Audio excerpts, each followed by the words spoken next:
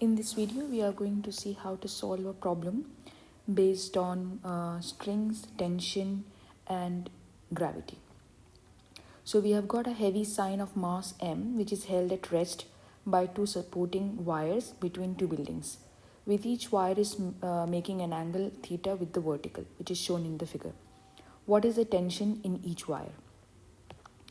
So first, let's just get the forces on the diagram to just get an idea what are the forces acting on the mass M.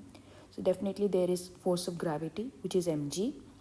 It is held by two strings, so there will be tension force as there are two different strings. So we'll have T1 and T2.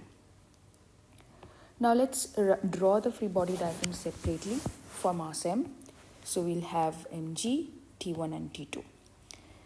Now we need to find the components of T1 and T2 because they are not on the x or the y axis.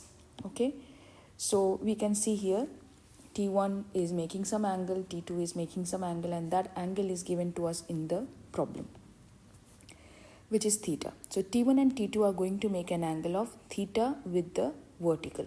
That's what the question also tells us, which we can also see from the diagram. If we draw x and y axis on the diagram itself, we can see that these two angles, so you can see the angle here, this theta and this theta, they would be equal to each other because they are alternate angles for parallel lines. Now that we have got the angle, we can find the components for the tension force T1 and T2. So along the y-axis, the component of T1 will be T1 cosine theta. Recalling that the axis or the side with which the angle is given to us will take the cosine term.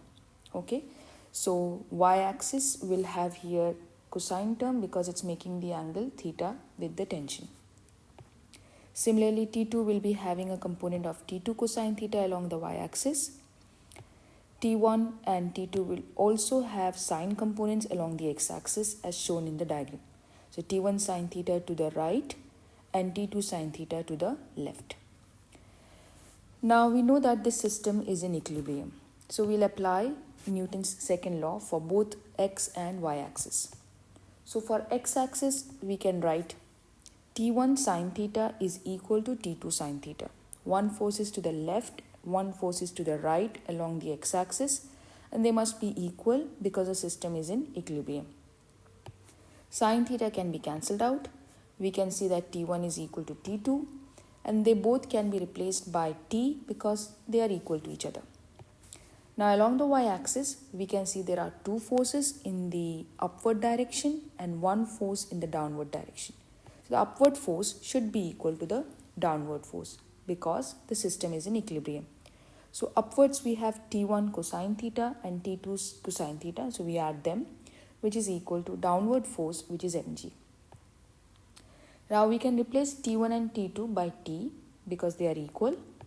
We can see that it's T cosine theta plus T cosine theta, which becomes 2T cosine theta. Now we want to arrange the equation for T because the question is asking us to get what is T. So T will be equal to mg over 2 cosine theta, and that's our answer.